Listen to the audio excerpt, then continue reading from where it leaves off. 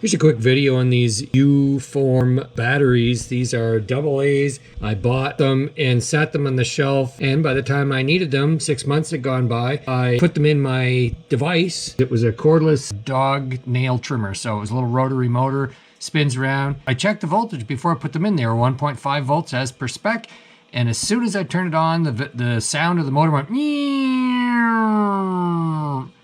and they died.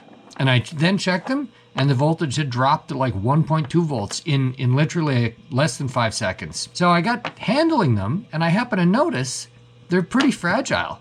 So if you look here, you'd say, oh my gosh, like there's a lot of air in there, and how could I actually do that? Here's a brand new one. I'm gonna just show you right here. I'm not using a bench vise or anything.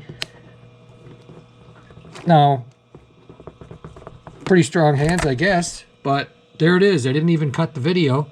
Like, these are not robust batteries.